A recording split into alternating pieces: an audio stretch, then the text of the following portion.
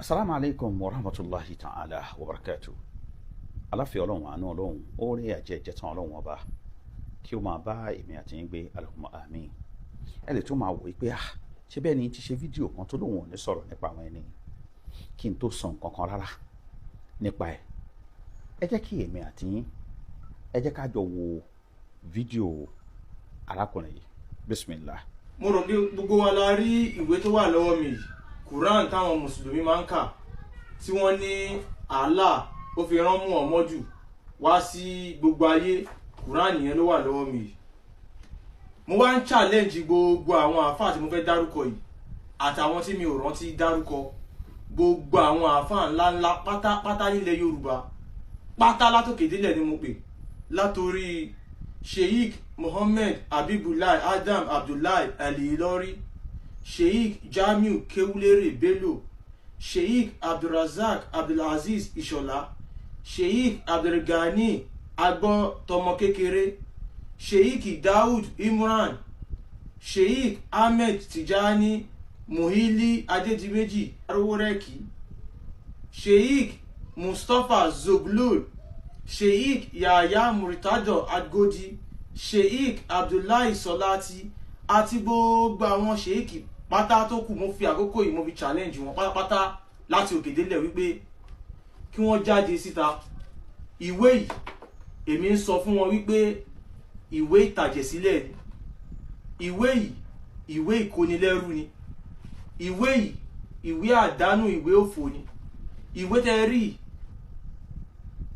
Náà gbogbo wa láti rí àti wo fídíò yẹn. Ṣé ti gbọ́ nǹkan tí ọmọ yìí tó sọ, ọmọ SS yìí? Ṣé ti gbọ́ nǹkan tó sọ nípa Quran? Ṣùgbọ́n àwọn tó gbéṣẹ́ fún ẹ ò mọ̀ pé ìwọ ló yọ òpònú jù láyé o. Àwọn tó gbéṣẹ́ fún ẹ wọn ò mọ̀ pé ó ya òpònú gan ni.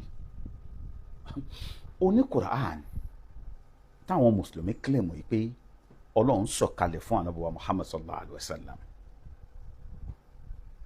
wípé òun ni ìwé tọ́lọ́run bá sọ̀kalẹ̀ fún wọn. Jọ nítorí ìtọ́lọ́run ọba, ṣé ilẹ̀ Yorùbá nìkan ni mùsùlùmí wà? Ọ̀pọ̀ dá gan, òpònú gan ni. Ṣé ilẹ̀ Yorùbá nìkan ni mùsùlùmí wà? Ó wá lọ ń dárúkọ òkú àti alààyè papọ̀. Àwọn tó gbéṣẹ́ fún ẹ ò mọ̀ yìí pé you are a sickle cell, nítorí pé ọpọlọ ẹ ò pé. Tọpọlọ ẹ bá pé ni ó ní gbé Quran kó máa sọ wípé ìwé ìtẹ̀jẹ̀sílẹ̀ ní Al-Quran. Àwọn tó gbéṣẹ́ fún ẹ wọn ò mọ̀ papọ̀dà ni ẹ. Why tí ṣe pé ìlú tó ń gbé yẹn, why tó ṣe call wọn out mẹ́ pé ẹ̀yin mùsùlùmí ìlú yìí mo fẹ́ bá yín ní debate tó bá ṣe pé orí ẹ pé? Because Quran kò ń ṣe fún ilẹ̀ Yorùbá nìkan ṣoṣo, fún gbogbo àgbáyé ni. Àbí o ti rí Quran méjì rè? Ṣé Quran kan wà tó wà fún ilẹ̀ Yorùbá? Tó fi jẹ́ pé Quran ti ilẹ̀ Yorùbá òun nìwọ gbé lọ́wọ́ yẹn. Quran ìwé mùsùlùmí ni, ìwé tọ́lọ́run bá sọ̀kalẹ̀ fún wa ni. So ìwọ wá ń sọ pé àwọn mùsùlùmí ilẹ̀ Yorùbá ó fẹ́ pe gbogbo wọn. Ó pọ̀ dà, jẹ́ kí n wá sọ fún ẹ.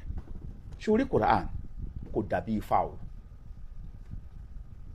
Quran ò dàbí Ifá tí ẹ máa ń review lọ́dọọdún. Quran kò dàbí Ifá.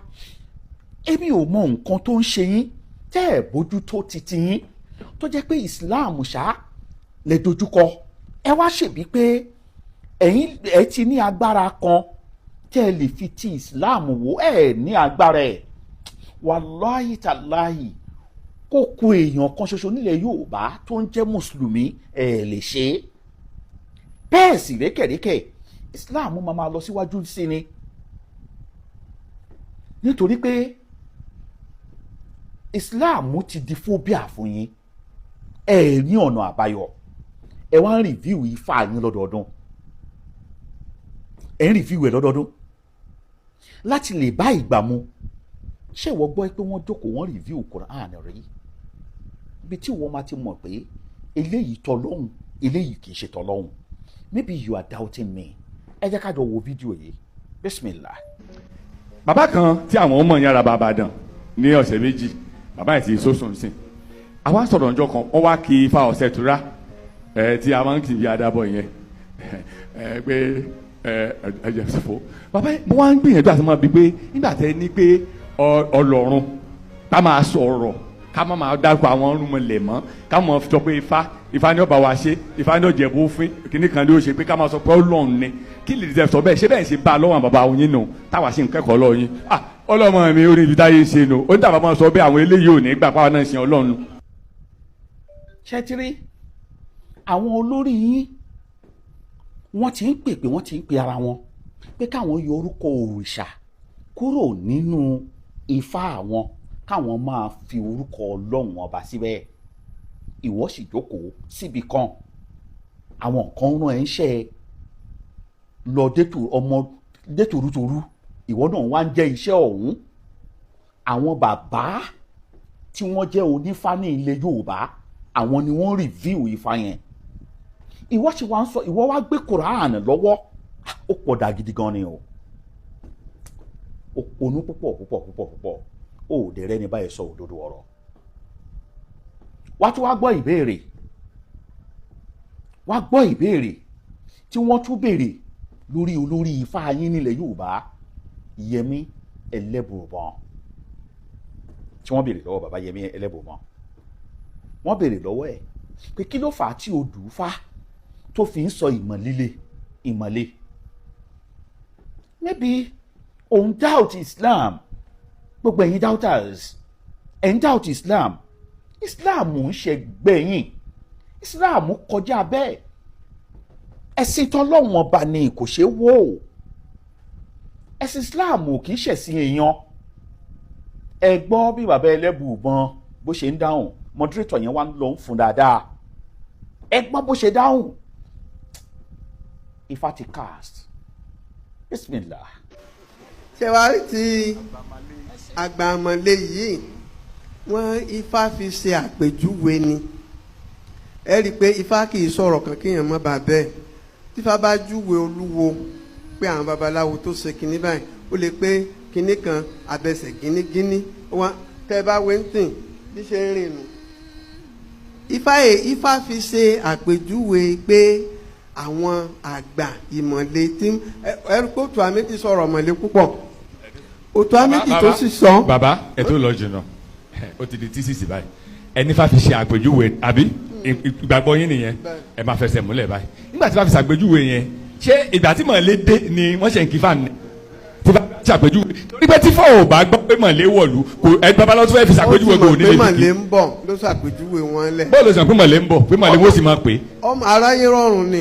ẹ ti dá bàbá bóòlù ṣe mọ̀ pé wọ́n ń bọ̀ tó pé mọ̀lẹ́ wọ́n sì máa pè é kí ni tùmọ̀ mọ̀lẹ́ ìgbà tó le kí bọ́ọ̀lù ìgbà pé màkà ń bọ̀ tó le pé bó sì máa pè ní mọ̀lẹ́ ṣàǹkó bẹ́ẹ̀ ni irun kíkí wọ́n ń kí ọ̀run náà sọ di kírun. ẹ̀sìn Málì ni kẹ́lẹ̀ kó tó di mọ̀lẹ́.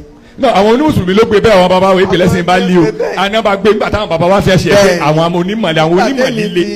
tí mo bí ọ̀gá mi léèrè tí wọ́n sọ fún mi nù wípé ifá máa ń sọ àsọtẹ́lẹ̀ pé nǹkan míì tí ó sọ ó ti máa ń sọ ọ́ lẹ̀ tẹ́lẹ̀tẹ́lẹ̀ ibi tí onímọ̀lẹ́hùn tí wọ́n fi kú ilé mi tún máa ń yiri rẹ̀ wò lọ́kàn ara mi fúnra mi pé. bàbá kẹtó kúrò mẹyìn níbi onímọ̀lẹ́ yẹn ṣé àyè ẹ mọ̀ pé olúwo mi wà tí ò ní onímọ̀lẹ́ nínú. ó wà.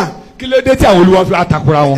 n tó fi máa ń takora wọn ni pé tí wọ́n bá fi kọ́ ọ̀yàn ni ẹ wo Ògúndẹ̀rín tá à ń sọ yìí ọ̀rẹ́ mi bàbá Fáníyì Ọ̀yọ́ olúwo táwọn fi kì í ó yàtọ̀ sí Òkúnsúnà Rèmẹrẹ bẹ́ẹ̀ni táwa ń pè bí ní Fáníyì Ọ̀yọ́ bẹ́ẹ̀ni olúwo tí wọ́n kò ní à.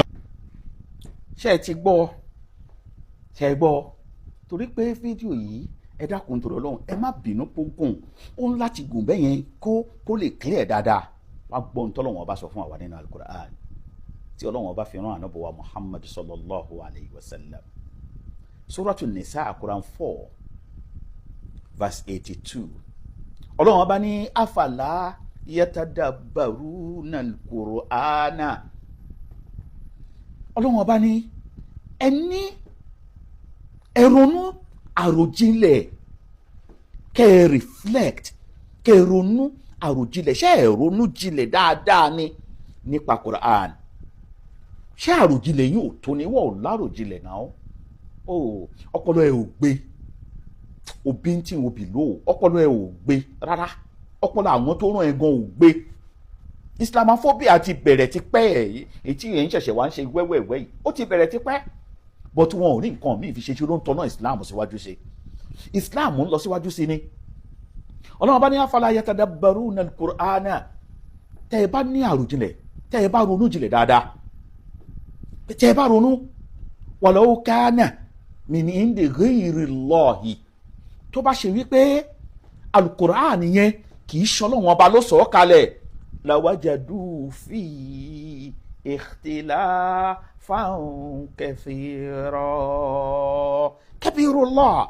Ọlọ́run ọba ní àríyànjiyàn review làbá máa ṣe lọ́dọọdún, ṣùgbọ́n nítorí pé èmi Ọlọ́run ọba ni mo sọ̀ ọ́ kalẹ̀, kò sí ni mo ti challenge àlùjọ̀nù, mo ti challenge ọmọ èèyàn, mo ti challenge gbogbo yín pé ẹ múru Quran wá, kò sírú ẹ̀. Alukur'an ọ̀rọ̀ Ọlọ́run ọba ni, Alukur'an òfin Ọlọ́run ọba ni, ẹ ò lè tako Quran, ẹ ò lè jẹ láéláé. Àtẹ̀mí àti ẹ̀tọ́ Ọlọ́run ọba ti fọ̀nà mọ́, Ọlọ́run ọba ò ní ṣì wá lọ́nà o. Subhana rabbika rabbil izzati amma yasifun wa salamun ala al-mursalin, alhamdulillahi rabbil alamin.